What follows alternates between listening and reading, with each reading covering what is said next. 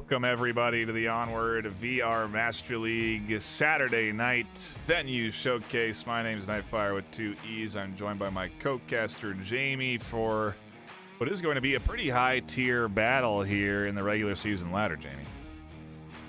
That it is. I mean, obviously, I come over from the EU side, so don't get to spot some of these games all too often. But looking at the stats and looking at these teams, and I know a couple of the players, this is going to be a fantastic game to say the least. We've already just caught a great back and forth, and I'm anticipating nothing short of that here as well. Yeah, I'm very much looking forward to the good battle that we're in store for here this afternoon. If you are just tuning in, this is Onward. It is a 5 versus 5 military simulator.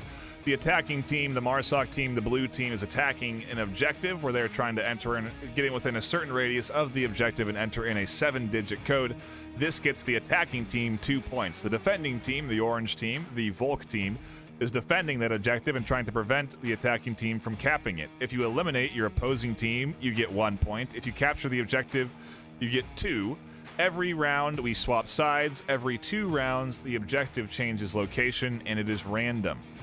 This is the general way that Onward works as a search and destroy style of game. So if you're familiar with search and destroy, that is essentially what you're tuning into here this afternoon, with a few obvious unique caveats, one being that it is all in virtual reality. Underneath me, you'll see that there are bans, or TBDs and bans. At the start of a season, a predetermined map pool is selected by the moderation team. That moderation team is picked by the community, and oftentimes they're involved in the league and play in it actively. That map pool then gets banned down. The home team, Proteus, gets to ban the first map. The away team, Pantheon, gets to ban the second map. The home team, Proteus, then gets to pick the first map. And I'm curious if you see anything unique on these bans here. The abandoned ban coming from Proteus and Subway coming in there from Pantheon, and then our first map choice being Suburbia. It's interesting to me because Abandoned's a long-range map. Suburbia is a close-quarters map. So what is Proteus's plan here? Well, if we take a quick look over at the stats for these sides, which you can get yourself over at the vrmasterleague.com/onward page, you will be able to find the matches yourself, and also take a look at these sides and their history. But taking a look at this, Proteus banning Abandoned, probably a good option, really. Pantheon having played it 11 times and have won it 8. So wow. It's a good amount of times, really, and the ban from Pantheon, they have banned Subway due to the fact Proteus have played that 6 times and won it 6, so 100% win ratio on that. So they are looking very, very strong, and I'm sure they've seen each other in games before, so they know what the opponent likes. So it's purely based on logic there. I mean, there's no nameplates, there's no indicator, there's no UI, so you don't even know who you're going up against technically, but these players play against each other so much that they do know who they're going up against based off of position and play style. It's crazy. You'll hear oftentimes players shoot an enemy and go, oh, I've killed this person. There's no way they know that outside of the fact that they have played them so many times that they're used to the style of that individual player and they're familiar enough with it to recognize it when they see it.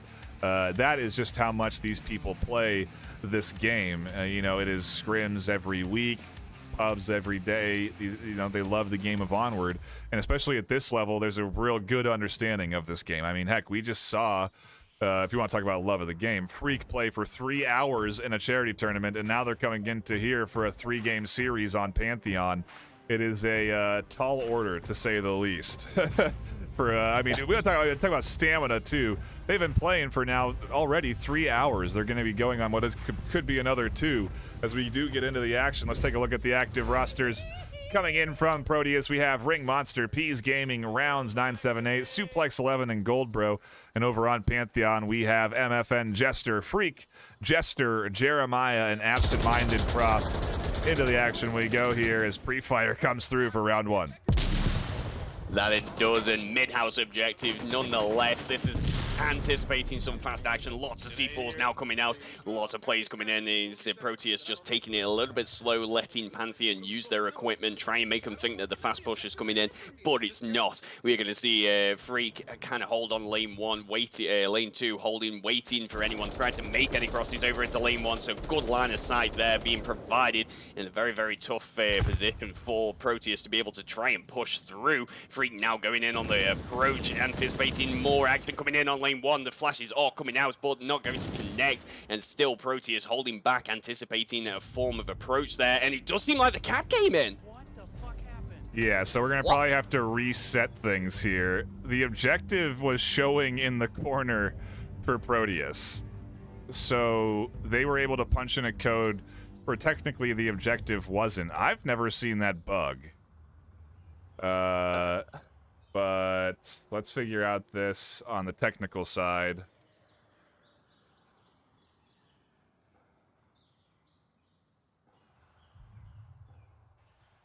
Let me figure it out here.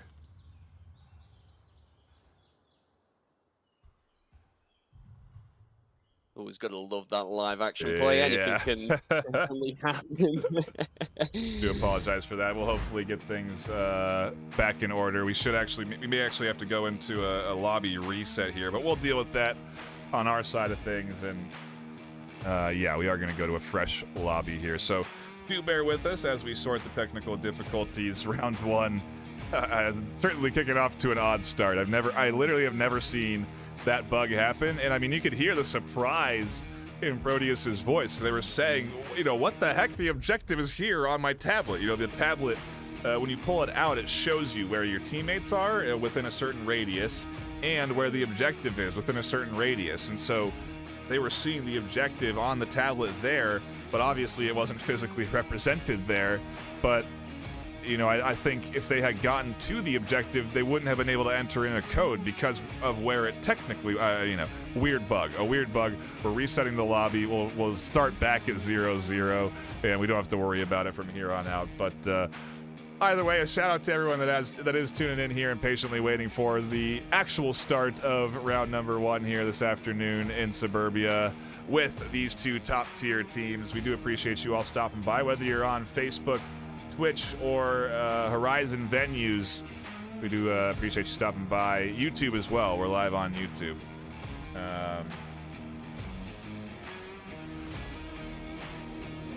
I'm sorry, just getting into the lobby now. We should be starting round 1 shortly. I'm getting the info here from the players, so we should be diving into things in a few moments. But again, we appreciate you all stopping by across those platforms and patiently waiting for the beginning of round 1.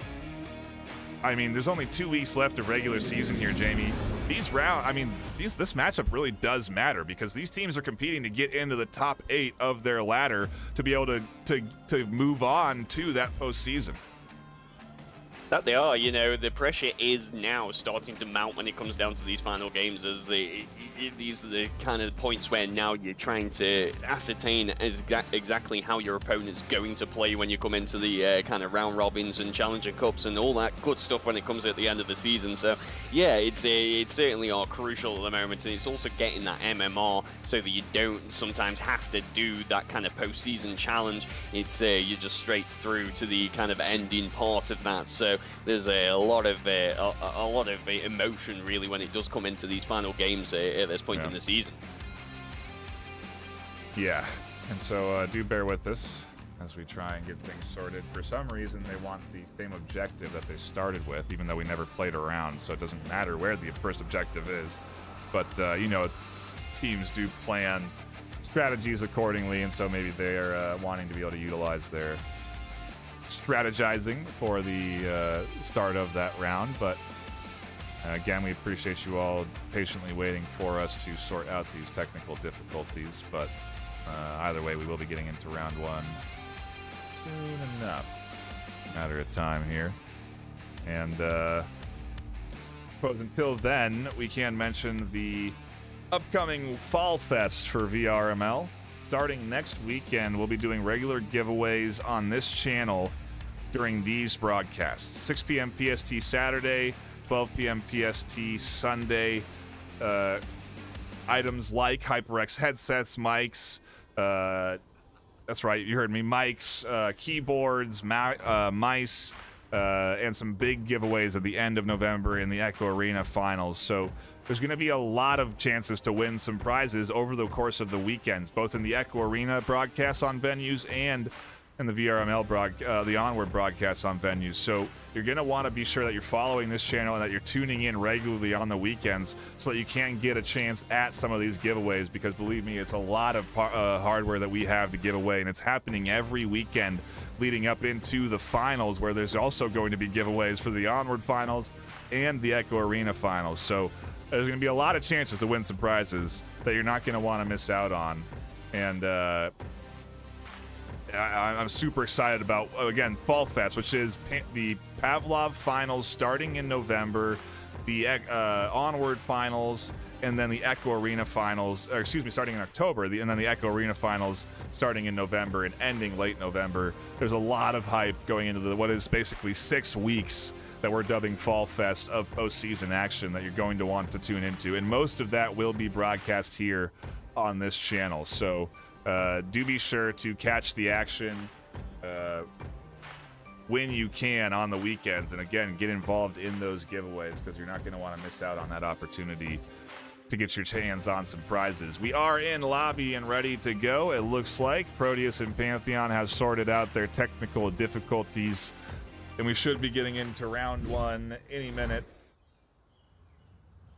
as we do have a full lobby. It looks like no subs have come through, Jamie, and we're starting on that same objective that they wanted, so the strategies should be the same. Well, fortunate enough, they didn't deploy any early smokes or show any early hand there on the Proteus side. Otherwise, that kind of could have been a dead giveaway on what the plan would have been to attack this objective. Yeah, we did see a little bit of equipment usage come out from Pantheon, so if Proteus were paying attention to that, then they should be anticipating those explosions and that C4 and all that kind of quick play there. But for the most part, yeah, they should have a good chance at this, at not giving much away from that last round. It does seem like that the countdown has gone, though, so that first round can be played out correctly now, hopefully. And, yeah, let us see how Proteus now decide to attack this. They have been given a very different spawn as well. They're over on the lane 4 approach, so lots of pre-fire potentially to come out from Goldborough straight down that lane 3 approach. Got to deny any form of angle being found on the playground there, so that Marstock can set themselves up and try and pick off onto the mid-house. Mid-house objective, very good one to kind of start with. It's a very middle of the road kind of Volk-favored objective. Absent Manuel with a nice pick over onto Suplex. Does take him down on the playground. Only down though, so he should be able to get the callouts, but he does get finished off there, so no callouts going to be coming out from Suplex. Shutting down that rotation on that side is big, because now it's all up to Proteus team that's stacked 4 heavy on the west side here. They're going to try and push up into this defense, and they're going to try and push up into a very aggressively positioned Freak that they don't know is here. The exact same play that they deployed last round as well, where Freak pushed up here, and now as Pounds flies out, Freak still hasn't peeked the corner. Pounds still alive and well, but there Freak does swing and catches Pounds. Peas Gaming up over the top, scoops up one through the window. C4 comes in, trying to catch out Peas, but doesn't go far enough. And Freak's getting aggressive. Flash for flash, as both Freak and Peas are blinded here, so neither are able to capitalize off of it, but they do have the over-the-top watch from Jester here, who is watching this angle. If Peas stands up even in the slightest, they're going to catch a hail of bullets right over the shoulder of Freak. A very nice defensive setup here, really. Freak and Jester providing each other that much needed cover. Peas really needs the support now from Ring Monster or Goldbro to be able to kind of get in and get closer to the house. But the question does come out, what utility is actually remaining for this side? You only get a set amount, and with recent updates, that amount that you can actually be bringing has been reduced. So you do need to be kind of talking intent and deciding what you're going to be bringing, who's going to be bringing what, and crucially, at what point you're going to be using that. And we have seen a lot come out so far. So I can only ask how much as he left. He's Gaming does spot a little bit of movement on Jester. He's in a pretty common spot there, but not able to land those shots. Free does rotate to try and cover this angle. Got to wait on that approach now. 3 minutes 45 remaining. Marsoc, all the attackers, Volk, all the defenders. So they can kind of just sit there and wait, whereas Marsoc, the blue team, do have to push in and try and get in on the objective and put that code in. So much tougher challenge. Freak over here has gone prone, and you cannot forget this is virtual reality. So he is laid down currently in his play space, trying to get that line of sight. Does get a nice shot onto Peas. Now got to get that rotation in. Much needed play there by Freak. Yeah, we are really seeing some sweaty gameplay here. I mean, very dialed in, very focused, trying to be... I mean, this is what you expect at the top tier, and it's what you expect with two teams that are really at the cusp of breaking into that space where they are automatically qualifying for that postseason, and they don't have to go through the wild card tournament. So they definitely want to advance. They definitely want to get W's here right now, as it's only 2 weeks left in the regular season after this for these teams to duke it out and advance in rank. And so these wins really do matter. And it's just, we saw some great gameplay in the tournament, but even it just feels like even here it's a little bit more elevated as we're into the 2v2 with Jeremiah and Jester both tucked into the objective space, waiting for Ring Monster and Goldbro to make their move. They have 2.5 minutes left to work with, so I do wonder what the plan is. Maybe grab some utility off your dead teammates? That could potentially be the play. We did see a fantastic avenue there by Goldbro on lane 1. He took down both Freak and Jester, and well, Jester number 2. There's 2 Jesters playing. So just a great play by Goldbro there to even things out, looking like a very strong vault start. And like you say, yeah, got to try and find what equipment, if any, is actually available here, and it's ever so tough, really. These teams, both like 10th and 11th currently in the standings. So like you say, they are duking it out for that position to not have to go through the postseason wildcard plays or anything like that. And we're going to get some pre-fire coming out from Ring Monster as he's approaching in on mid-house. Jester makes a move into the corner of the kind of living room area.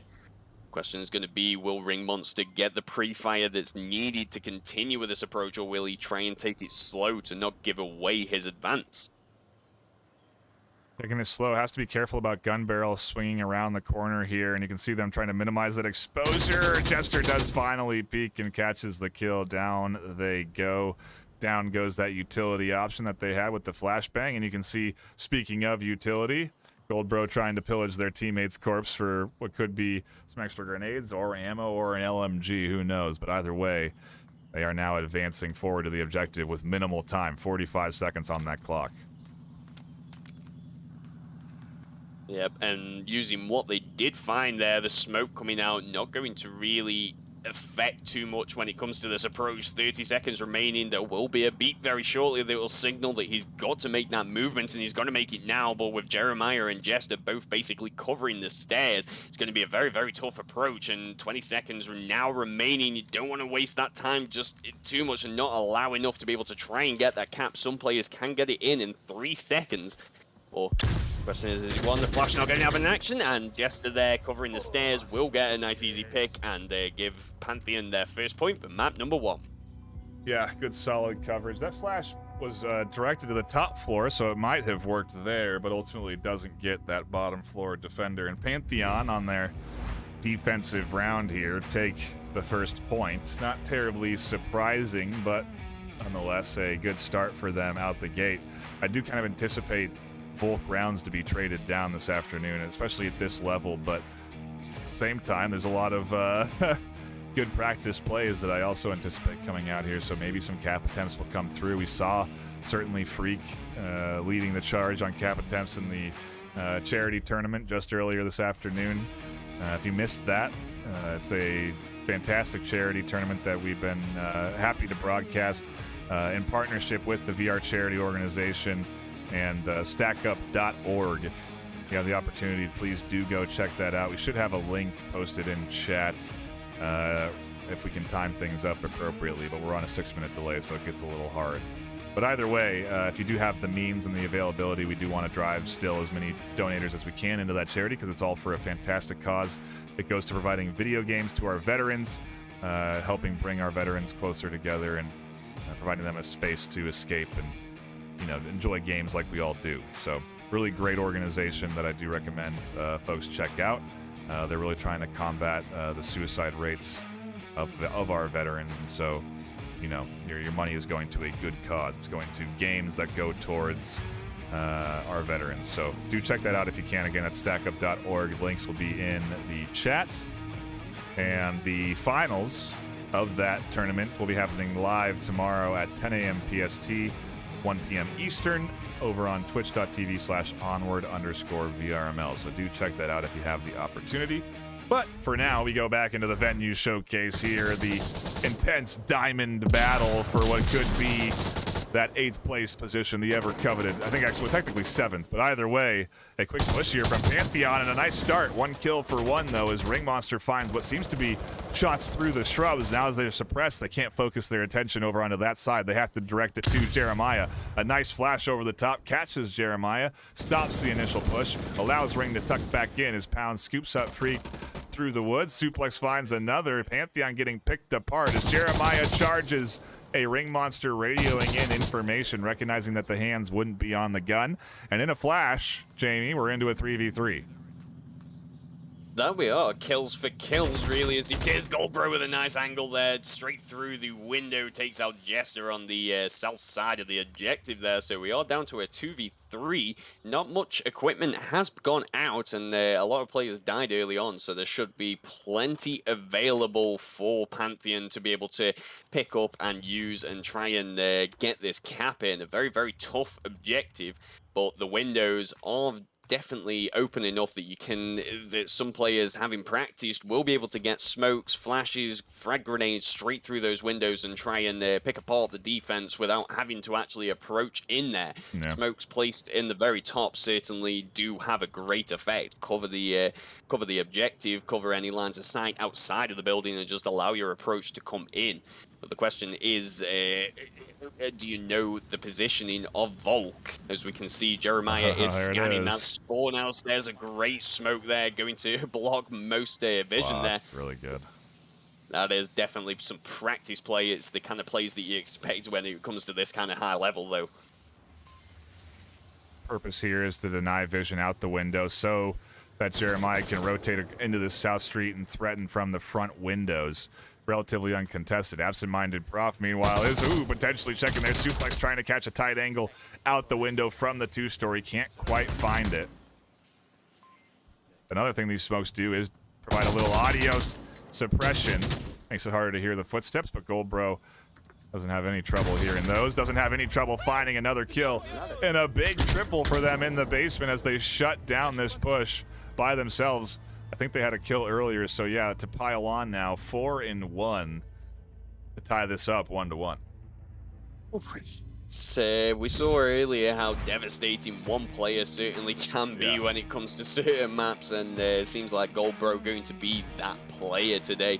Pantheon going to be having to try and take him out and stop his momentum and just put a stop to that. Momentum's such a powerful thing when it comes to these games, and they can really drive that force and drive a player to make, you know, plays that they may not otherwise do, but they do it well anyway, and it's just always such a great thing to see. So yeah, just fantastic play by Goldbro there, defending the objective. Love to see it. And you could hear the celebration woo coming in there off of that, off of those kills. Certainly warranted, and you love to see it again. You know, there's excitement. There's pressure in this game right now, and these players want these kills. They want these round wins, and that's what makes it so fun to tune into a game like this afternoon. On a Saturday night, a quality esports game right in front of your face. It's going to be, I think, a fantastic battle, Jamie. They're just getting warmed up, too. I can't wait for more utility play to come through here.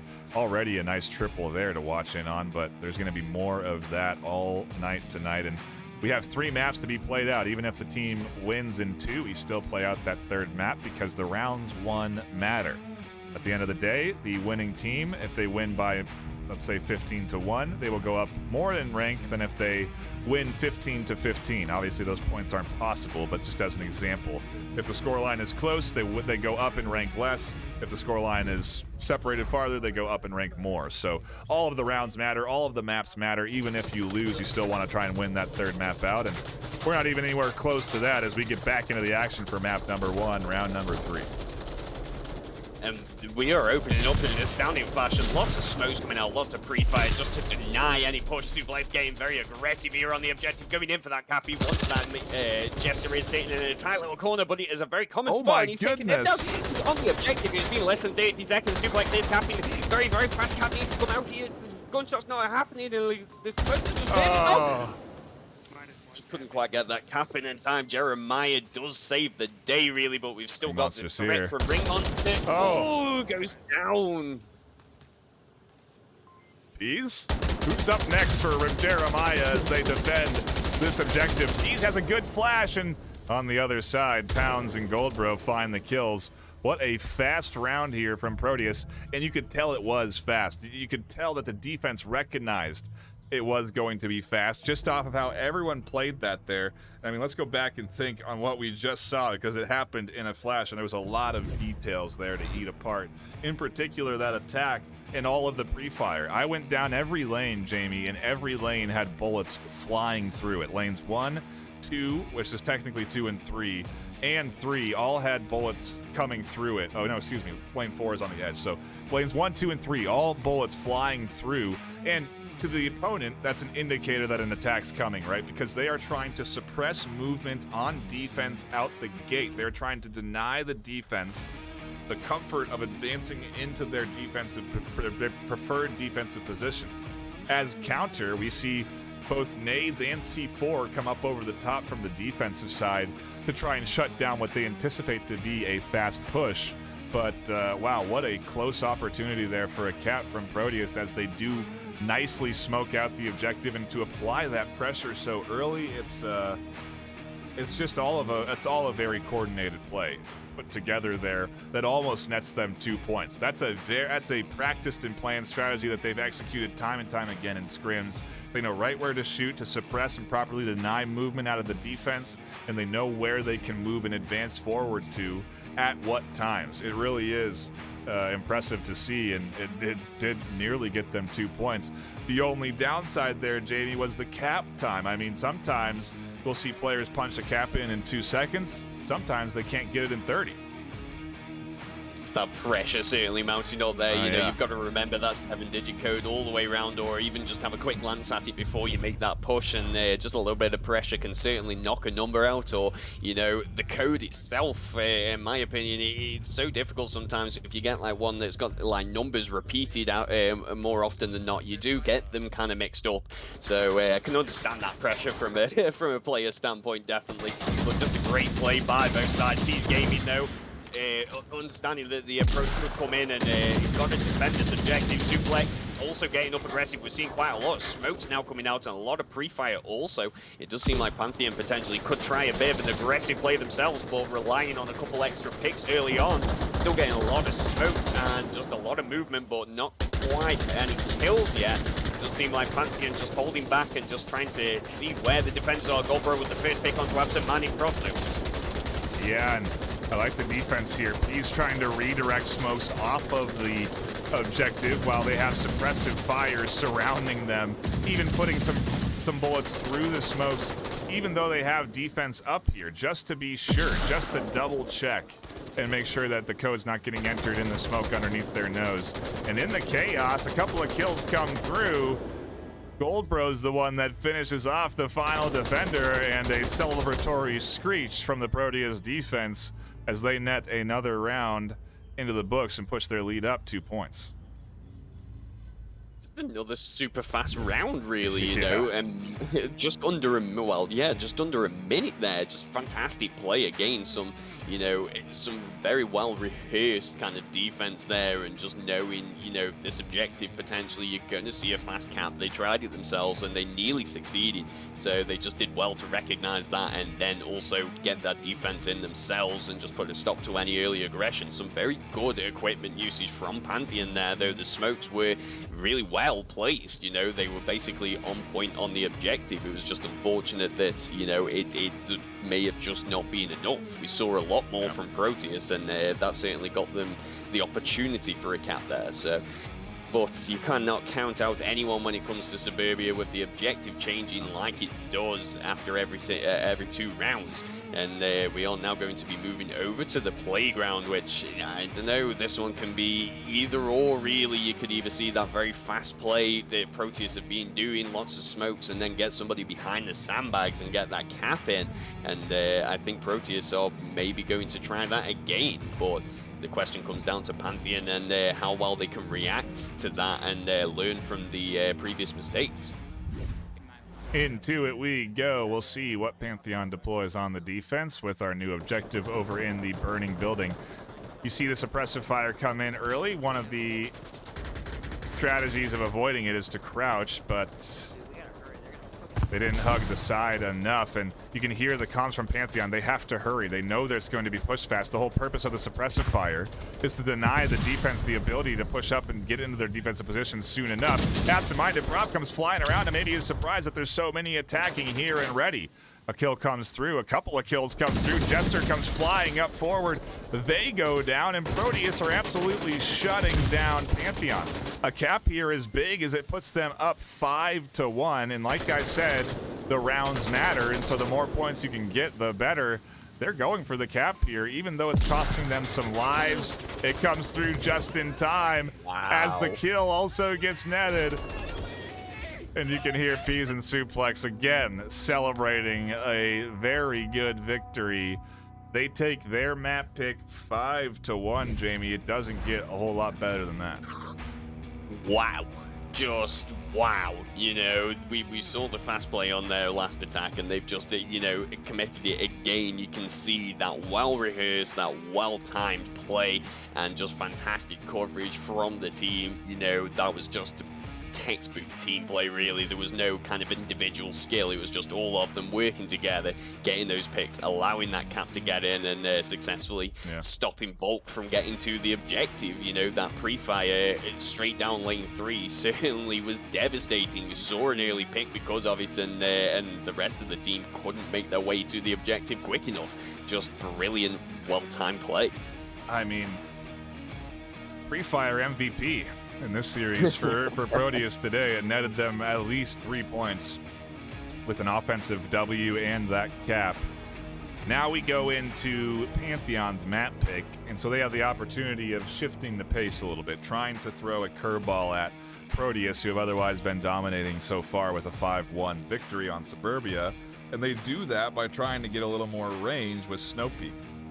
But I say Snowpeak has more range. It is also it's a risk that they're taking by picking this map, because Snowpeak does have 2 very close quarter objectives. Out of the 5 or 6 that are available, those 2 are super close quarters, and so there's potential that depending on where the objectives go, it's all random, that this map will work out better for Pantheon than it potentially could if they go inside for these close quarter OBJs. Right now, first objective is outside, and so they are going to be able to play into the range to kick things off. There is one quick spawn for the likes of the attacking team Pantheon here, and what I mean by that is that each objective, the attacking team is spawned in at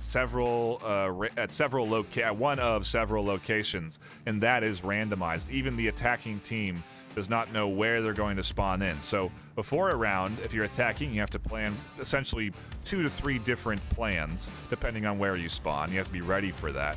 And on the defense, you have to find out where the attacking team is coming from. And if you understand the potential spawn points, then you can kind of set up a defense around trying to predict those spawn points. And so there's a lot of intricacies and high-level thought process that's going on here that you may not even be really aware to if you don't play this game at a super competitive level. And so it's one of the reasons I really like Onward. It is that variety that it brings to the table. As an esport, you know, it's fair randomness, and I think that's kind of hard to land on in a good competitive game. So certainly one of the things that I like about it adds variety. And into the action we go for map number 2, round 1. Proteus looking to take another game, and Pantheon looking to get one on the board here. That they are, and a very interesting spawn really for Pantheon all the way over in the west. Now, you have a choice here. Do you play to that spawn and take the Ice Lake and try and get in quick, or do you go around? And it does seem like Pantheon are going to opt to try and go around. I know that you've got some fantastic long-range pickers here. Absent-minded proof with the 12x going to be trying to see what he can see on the objective.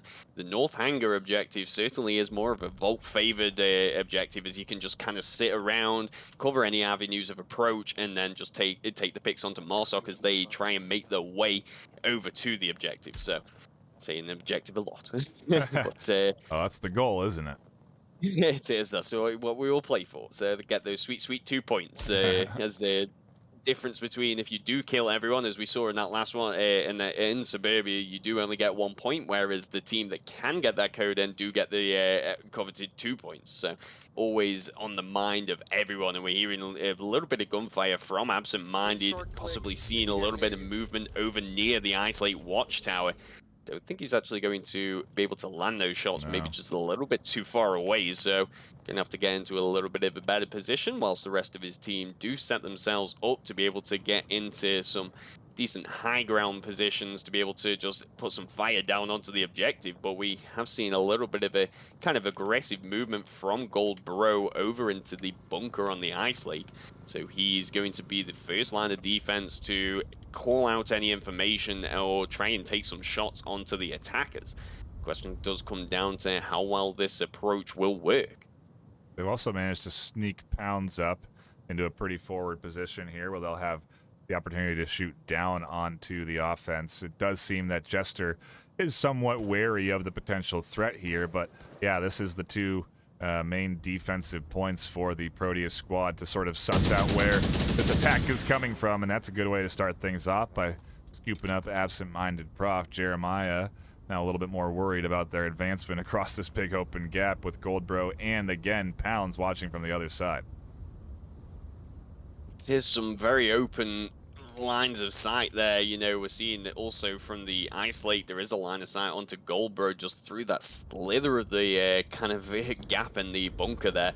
So just does take some fantastic shots. Pounds with a great pick onto Jester there, does kind of defend the north, but gives away his position, so he's got to now rotate and get into a bit of a background position. They are going to be counting down those kills. Teams do keep note of the amount of players that are still up and against them, and those kill counts certainly do come in handy, as to it just gives you that information of what you need to be doing on this defense and how you should be taking it.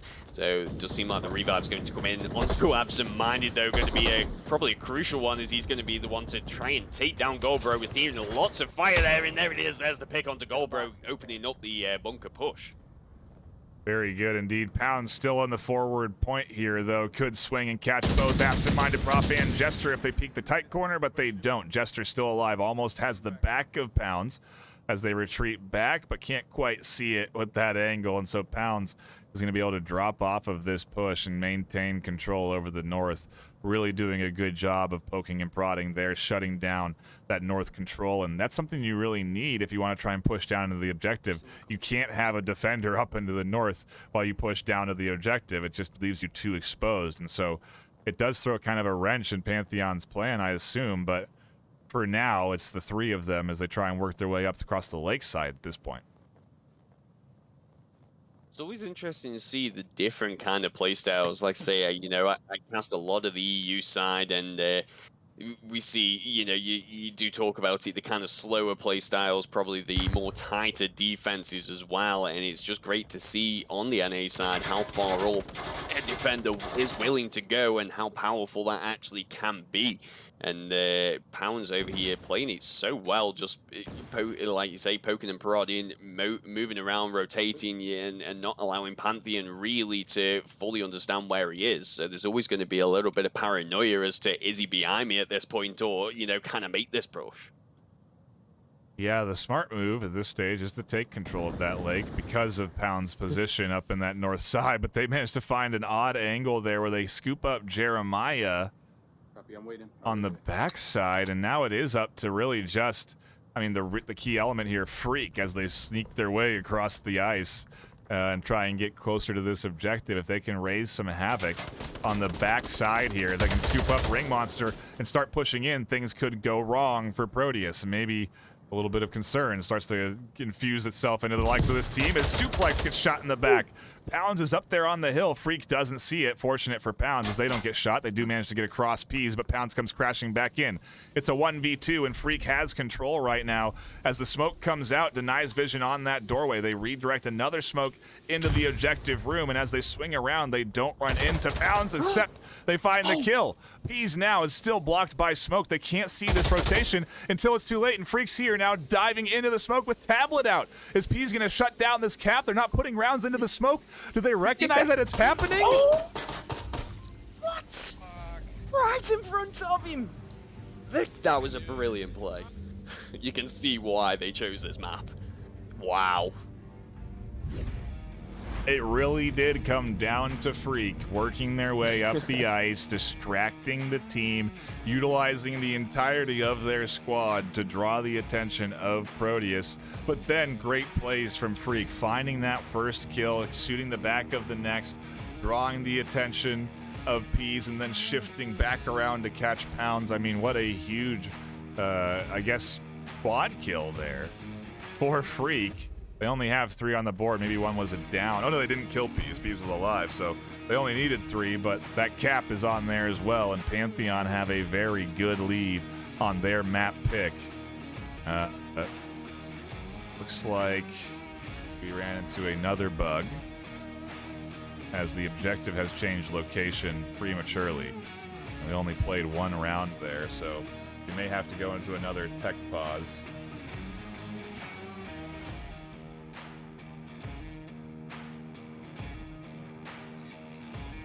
Let's see what the plan is from the squad there, but yeah, unfortunate issue there that we have seen happen before, where for some reason only 1 round is played on the first objective in a map, and then it swaps objectives early. What is supposed to happen is every round we swap sides, so the objective gets played twice. The team defends and attacks, but it looks like we're just going to play through here. Not go in and remake. No, we are. Yeah, there seems to be... We're doing something. Some sort of... something happened there, I think, unintentionally.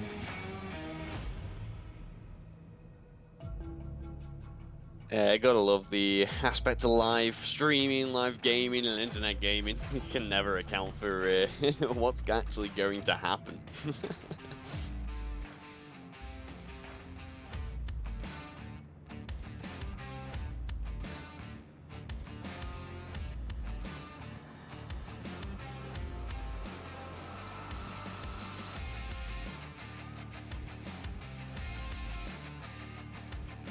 We'll figure it out. We'll figure out what the plan is. I guess we could technically just play through the issue and just go on to the next round, but I feel like that would be a bit of an odd way to do that. So there's other ways that we can get that objective again and play that round out. And, you know, we can adjust scores and stuff. So if we want to go through the trouble of doing all that, then we can. Otherwise, the teams may just decide to, or they don't want to remake and play things through. That would surprise me, considering what's at stake. You know, they want to advance into that postseason, but you know, it's we'll have to wait and see here as we debate. I imagine they are debating what the next plan of action will be. It gives us a little time to shout out our sponsors for contributing into the VRML and allowing us to give away prizes to our champions. Those sponsors include VR Cover, ProTube VR, VRML, and Asterion. We appreciate their support. It looks like, Jamie, we're just playing through here. Yeah, I think we're getting a couple full starts, but Yeah. potentially it does seem like we may kind of carry on with the game as it goes. Yeah.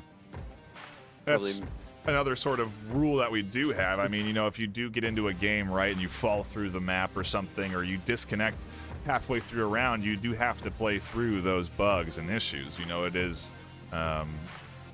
part of the rules because we can't control those online live issues that do happen. So, you know, it's an unfortunate reality. There is a means that, you know, if you start a round and things don't look right, that you can reset it within the first 15 seconds. That's what we did see a little bit earlier here in this series. But, yeah, it looks like we're just going to go right back into it for round number 2 on a fresh objective. Proteus attacking, Pantheon defending this time. But it is a different space, and Proteus do have a pretty quick spawn, so we could see a very different pace of action. And, you know, we talked about this, Jamie, at the start. This is one of those close quarters objectives that could be picked, and so the range not going to be a factor for the Pantheon team here. Oh, yes, and it most definitely plays into the hands of a team that can coordinate a very, very good attack, get your players around in the tunnels, get it around the objective, and then get those smokes and get the nades inside, and then just cause that pandemonium, and then just try and get in and get those picks. We see it's a lot in cast, and they're the teams that definitely win this. It does seem like that's going to be the option for Proteus here tonight as they set themselves up, waiting to see if anybody tries getting aggressive, pushes out, as that can be quite a common play, and just swing a Vault Defender around to see if you can see any of that early movement, but not going to see any of that here. Pantheon holding down on this objective with their 2-0 lead, just wanting to try and sail through on this, but question comes in, you're allowing Marsoc then to have all that ground and allowing them to just basically come up to the objective with their equipment, so they are confident in their defense. We have seen a lot of C4 usage, and any team that can identify the like the kind of powerful positions for that C4 certainly can put a stop to any pushes without having to do too much, but they're the kind of plays that definitely take many hours and many matches to be able to really lock down. Looks like Jester has one of those C4s, at least the clicker, on their chest ready to go. Makes me wonder where the C4 is. I'm sure Absent-Minded Prof also has a clicker. If they don't, that would be interesting, but I'm sure there's another C4 place somewhere here. Either way, there's so many spaces to really kind of just blend in a C4, and that's the real trick of it. You want to make it so it's hard to identify, because as the attacking team, if you do spot a C4 and shoot it or knife it, you essentially can defuse that C4. So when the opponent tries to detonate it with the clicker, it will not go off. It still is a live explosive, so if a grenade comes tumbling through, the C4 will blow up with the grenade, but you can defuse it, so we'll have to see if any C4s get identified by Suplex, who is slowly working their way into the danger zone. I have been hunting around, but even I can't actually find where these C4s are, so it's going to be really interesting to see. Oh, no, there's one. Found one. So we've got one on the sandbags, and just behind the objective there. Very nice positioning. I don't think you'd really kind of check there. It just comes down to his Jester, the one with the clacker, because if he goes down and he's got that clacker, then he's not going to be able to set it off, and Nade's going to come out, though. Nearly got his own C4 with that. Like, though, got the knowledge of this position. Just got to swing through. Seen lots of pre-fire coming out there, but just not quite able to confirm it. And Jester does try push in and gets shot in the back. Oh, wow, gets shot by Jester. And gets confirmed by Peas. Lots of play coming out here. Absent-Minded trying to take out Peas. Peas throwing in flashes. Jester goes back into the objective, and with Absent-Minded Professor just swinging back around to try and cover from the north. The brunt of the attack now coming in from the tunnels. Ooh, some team fire there as Freak catches a couple of bullets from their teammates as they battle up against Pounds, who now gets a smoke into the doorway. It's a 4v4 all-out brawl as Ring Monster makes their way inside. Team kills come through in the chaos. Freak shuts down the approach, and just like that, Proteus are down to 2, Pantheon are down to 2, and Peas is inside objective building. That's the danger here right now for Pantheon. They have to push forward and shut that down as Peas catches a hailfire of bullets from both sides. Goldbro swings to even the odds to a 1v1. And the res is there from Peas as Peas is calling out info about Jeremiah. Goldbro's trying to work off of these plays, and Jeremiah swings to find the kill. A great defensive hold, and Pantheon take their lead up a notch, 3-0. Wow, that could have really gone either way there. The double team kill, technically, even though there was a revive there. There was a bit of a double team kill, and oh no, he wasn't even revived, was he? He got finished off by Peas. So yeah, the double team kill, Pantheon doing a little bit of work against themselves. But still, nevertheless, they managed to it works, right? If you get rid of the kill count. You kill your teammates, but also kill the enemy. Isn't everything okay at the end? You know, isn't it all worth it? It's certain. You're getting rid of that kill count, though, I guess, for the enemy. Yeah. That's the play there, isn't it? Don't let them know how many they've got, so they're not going to push in for that cap because they're never going to get down to that 2-player. So you're saying it's a tactical team kill now at this stage? These team kills are intentional. They're putting people into the line of fire. I mean, yeah. Deep. That's some deep strategizing there. Yeah. You really got to start thinking outside the box at this tier, huh? Definitely got to be done the 10th and 11th. So you've got to come up with something that you've never seen. Yeah. Well, what works. And Pantheon have a 3-0 lead. They'll go on the attack next. We haven't necessarily seen great close quarters Marsoc pushes from Pantheon. At least we didn't on Suburbia. Obviously, Freak clutching for a cap, but that was a clutch.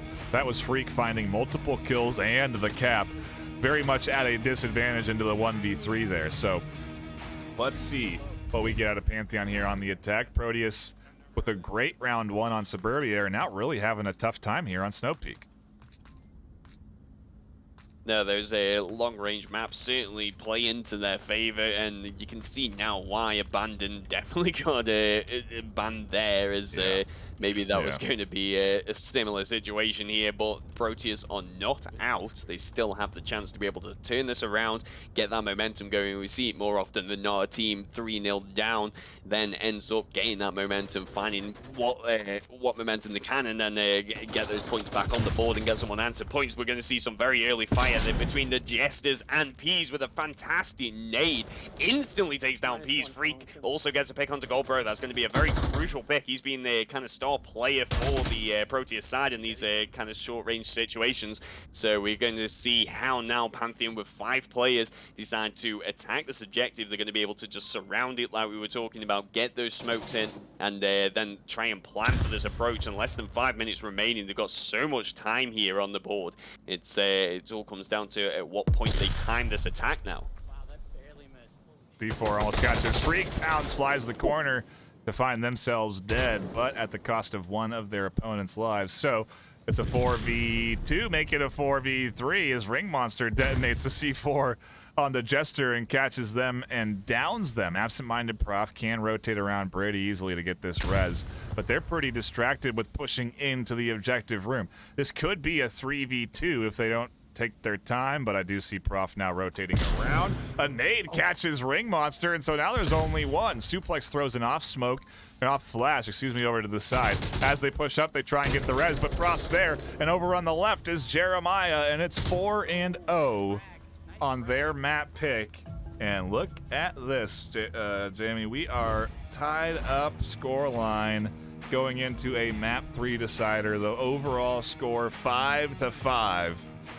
Where do we go into map 3? What do the stats tell us? Where do you think Proteus is going to take this? A cargo, a tanker? I mean, they know that they've got to pick that small map if they want a chance here. That's the fact of the matter. Cargo, I think, possibly could be the one. They've played it 3 times, they've won it twice, but Tanker, they have won it once also and played it once. So it's if you go for the numbers, then Anchor would have probably been the logical choice, as Pantheon have played it 5 times and only won it once, but we are going to go over to Cargo where they have played it 15 times and won it 7.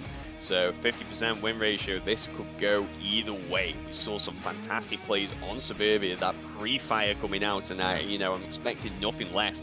Lots of pre-fire and those nades as well. The equipment has been, especially in that last round, has just been on point, and Cargo certainly plays into the team's favor of who can get those nades in on the kind of common spots and open up those pushes. And the teams that also can get the nades in at the same positions to confirm the kill, that's even better. Glad that you're joining me here for what is a great NA series this afternoon. You can't really get a more exciting battle than this. Caps, quick wins, and a map 3 decider on Cargo. I don't think it gets more NA than this series has been, but it certainly has been an exciting one, and really we're watching two very good teams duke it out. Two teams that just understand this game at its core and have practiced as a squad. And, whereas fundamentals can sometimes kind of win you games, like we saw in the charity tournament as an example, where you can have one player stand out and really net you a W.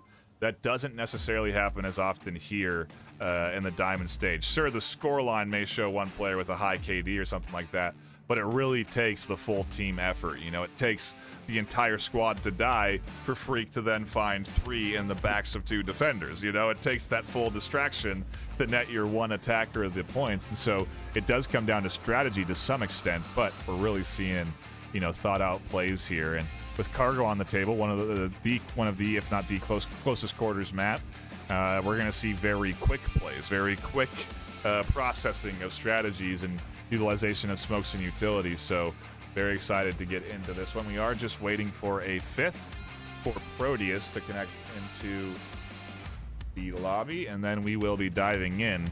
And one thing we haven't talked about is these teams do have the option of maintaining a roster that's more than 5 players, right, Jamie? They can have up to 8, and it's fun to see teams utilize that full 8-player roster and bring in subs for specific maps, which is what we could be seeing here with Proteus.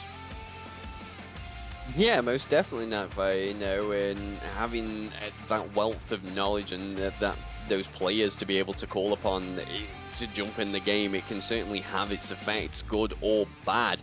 We know of a few teams that certainly used it and gained a great advantage from it. Lost Fight from the EU side, they had many players that they would be able to call upon for the different kind of play styles, the different how they play, and sometimes what equipment also that they can use. Like I was talking about with the nades, maybe Proteus are thinking, right, we need to bring somebody in who has got good nade throwing skills, has got those points on there, got those nades on point. It's going to be interesting to see how that does happen, but I think it doesn't seem like it's a change. It took Pounds a while to connect in. It's all mind games being played here, but either way, we do get into round number 1, all 5 on both sides locked in here, and we're seeing the same rosters from both sides. So let's get right into it. Both teams wanting to bring their 5 that are fresh after what has been a map win apiece. And here comes the quick play. Flashes, smokes, counter nades, suplexes inside and catches Jester off of a flash that goes over the top. Another shot from Absent Minded inside Yellow Building, scoops up a couple, and we're down 2 apiece on both sides. Absent-minded Prof charging forward on the corner. Goldbro anticipating the aggression. Counters it there on the side, and it's a 3v2. Pantheon now have to hold down the objective with limited ability to cover it. And it's going to be, well, the same side. Proteus have no utility to really go for a cap, so it's going to be a battle of guns here. Yeah, all that equipment usage definitely came out in the first 50 seconds there, so they are going to be tapped on that resource, and we can ingest it, holding this very tight angle in front of the objective, waiting on Peas and just listening for any form of movement. We can probably see him getting a little bit aggressive in the second once he knows what's going on there. Pounds moving around also just in front of that line of sight, but Peas going to be the one to come around this corner and potentially get taken down here. He's got to come around in the corner and pre-fight, but he just doesn't get taken down. Pounds also trying to approach there. Does get taken down also with a nice double kill by Jester. Goldbro, though, potentially on the looking for those revives, could try and go in for Pounds. Peace Gaming getting confirmed there, so Jester not going to move, and Jeremiah does confirm Pounds also. Goldbro now all alone. We've seen some fantastic plays by him though early on, so hopefully he will be able to pull something back here. Not going to have much equipment usage, but got that LMG, so he's going to be able to move around corners, pre-fire any angles where he thinks they could be, and that could work very well in his favor. E2, not impossible. Definitely a route, like you said, so not to see how they utilize their bevy of time. Jeremiah and Jester, in the meantime, has set up into some good positions. Jeremiah obviously holding down on the objective. Jester a bit more farther forward here, watching the other side of that OBJ. It is risky, but I think at the end of the day, they do have to push out into that line of Jester in order to get close enough to capture. You can't, I don't think, oh, there might be like an odd angle out in the middle of the open where they would be shot in the back by Jeremiah, where they could cap and Jester couldn't see them. But I like the split here that they got. It's going to be interesting how Goldbro assesses this and works their way through it. The difficulty he's got, though, is going to be that he hasn't really had much of a sound cue. I mean, Jester obviously has taken a few shots, but now he's rotated. Goldbro could be working to the fact that there's going to be an enemy to his left, and he may not be anticipating the fact that Jester's moved a little bit further to the left. So with Jeremiah moving around, constantly checking for any approaches as well, he does run the risk of getting picked off in the back. Got to be talking to Jester and working out exactly what's being covered and what isn't. Does seem like they have worked that out between them, as Jester's line of sight now does cover that far angle. A little bit of gunshot going out from Goldbro, going to give away his position. Jester now watching for that, and there's the pre-fire that we're talking about. Needed that in, does get the pick onto Jester. Very nicely done. Jeremiah now all alone, got to rotate around the objective and got to cover a lot of angles all alone.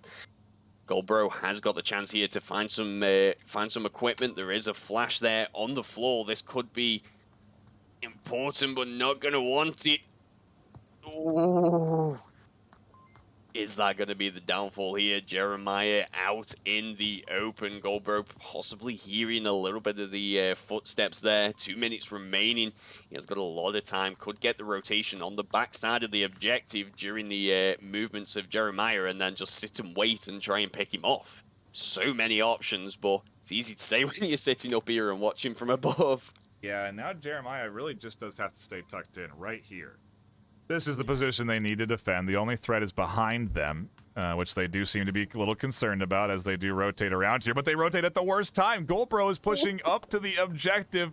No eyes are on Goldbro here as Jeremiah watches the other side, trying to read the rotation that didn't happen. And in the cover of the darkness, ships pass in the wind as Goldbro is now on the other side of Jeremiah, right where they want to be. Jeremiah not going to be ready for a peek down the cargo crate side.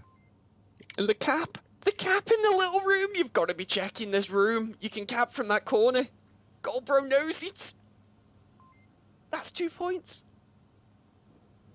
This is the map decider, the series decider, and it starts with Proteus snagging a cap under the nose of Jeremiah. That is Onward timing to a T. This is the most Onward game of Onward we've ever watched, but that's exactly what you expect to see in this game. I mean, it is a matter of seconds sometimes, and oh, what a heartbreaking miss there. To go back and look at this footage and see that they had the right angle and then they drop cut. I mean, it would have been an easy kill because they literally crawled across the floor. They would have crawled into their line of sight. You would have seen an elbow before there was any chance to shoot. It's, oh, wow, what a, I mean, that is Onward timing for you. Perfectly on display. Proteus, take 2 off of capping from the inside.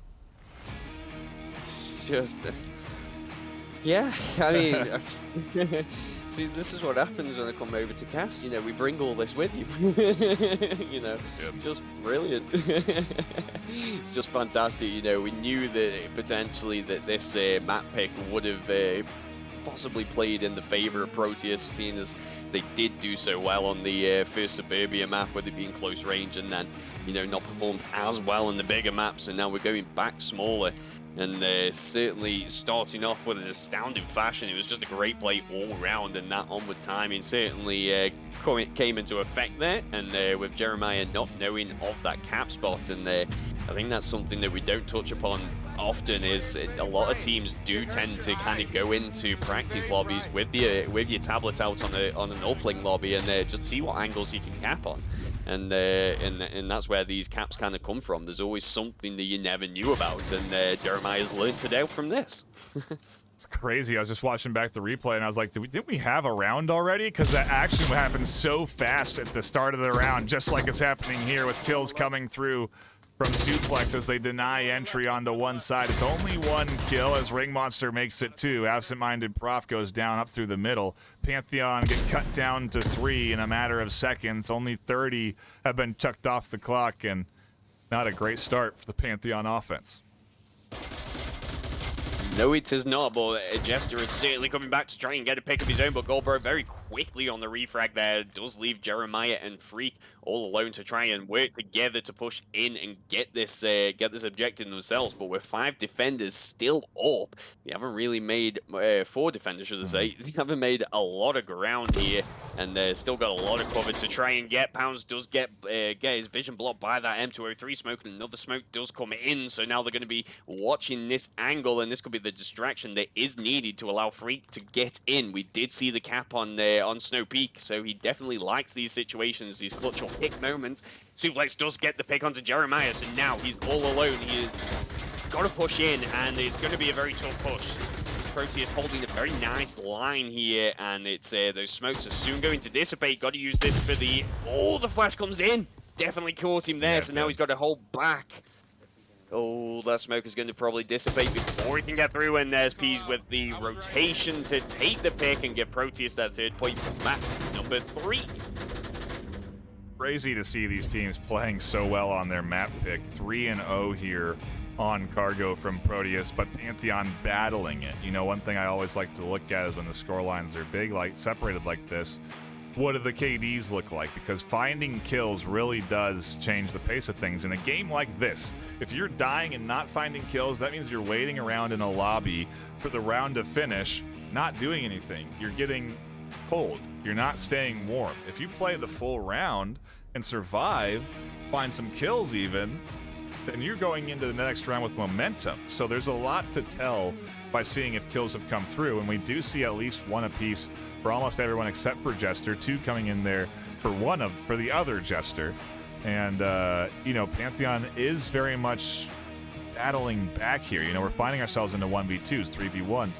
That was a unique 1v4, I suppose, but nonetheless, it is a fight to be had, and so I'm not counting Pantheon out just yet. This objective in particular, easier to defend than the other one, even though it's just on the other side of the cargo crate. It drastically changes how a team can attack it, how effective the smokes are, and how you can defend. So I think there's an opportunity for Pantheon to at least get 1 on the board here on Cargo.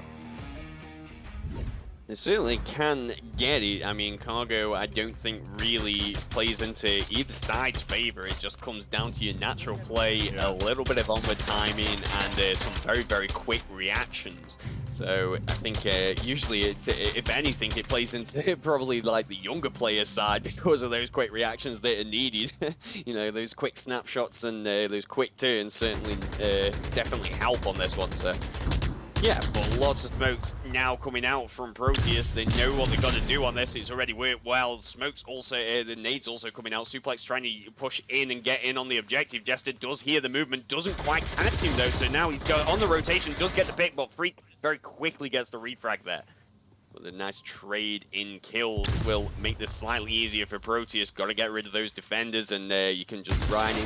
One Goldbro with a very nice angle onto Absent-Minded Prof does take him down. We are now down to 3 defenders.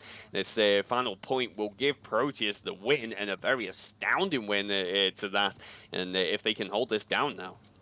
Yeah, it would be exactly what they need. Take a big 4-0 W like this, but not quite in the books just yet. A 3v4 isn't a guaranteed win. It is certainly a nice advantage to have on an objective like this where you need everything you can get, but they still have a lot of ground to cover, and I don't know how much utility they have left. There was a ton of smokes and flashes that came in early.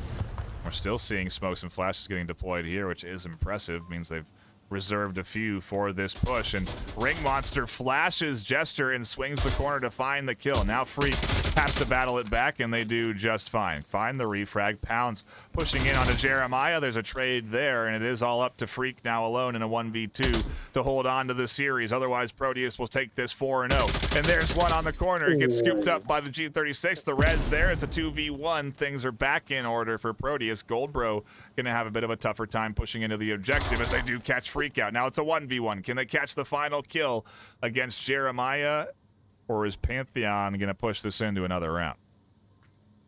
And this is a player we have been watching. We've been saying this name so many times tonight because this has been. He got the cap in that first one. He clutched that 2v1, and now he's put it down to a 1v1. It doesn't get closer than this, really, other than it being a 3-3 final round 7 kind of decider. But the pressure is on. He is going to be feeling this right now. Jeremiah versus Goldbro again. Jeremiah not going to want to make the same mistake. So he is watching this. He hasn't rotated once yet. He knows he's got to hold this line. Back in the same situation again. Oh, and there it is. But this time, Goldbro finds the kill. They take that shot like you said, and that is 4-0 for map 3. That's the series into the hands of Proteus with a total score line of 9-5. A quick series, to say the least, Jamie. I mean, we're done with the 3 maps in an hour and 15. Wow. I came over here knowing it was going to be a somewhat quicker map, but, not that quick. 3 maps in an hour and nearly 15, that's just crazy. That's but, it's good. I think Freak probably going to be very happy with that, considering he's just done 2.5 hours, so what's that, like nearly 4 hours of Onward, us casting as well. But it's been brilliant. It really has, and this is the level that I want you to come and see and witness, and saw those plays, and it was just absolutely fantastic. This is these finals. It could be anyone's game really at the moment. I know. It's got me excited and looking forward to the EU and NA finals. It's going to be so fun to watch, and the whole culmination of the postseason and what it is this season. It's going to be really exciting to tune into, and a reminder that that's alongside Pavlov's postseason, Echo Arena's postseason starting. There's so much action happening in Fall Fest for VRML, and that starts in October, leads into November. Again, a lot of action that you're going to want to tune into. Giveaways starting next weekend on this channel, so do be sure to stop by for games. But that's going to be it for us here this afternoon. My name has been Nightfire with 2 E's, my co-caster, whichever side they're on, that one, Jamie. We appreciate you stopping by, hanging out, whether you're on Facebook, Twitch, YouTube, or Horizon venues. We thank you for stopping by and enjoying the action, and we encourage you to come by tomorrow, 12 p.m. PST, for more Onward gameplay. You're not going to want to miss it. 6 p.m. PST for some Echo Arena action. So a full day of good quality games tomorrow that you're not going to want to miss. But until then, my name's Ben Nightfire, my co-caster Jamie. Stay classy.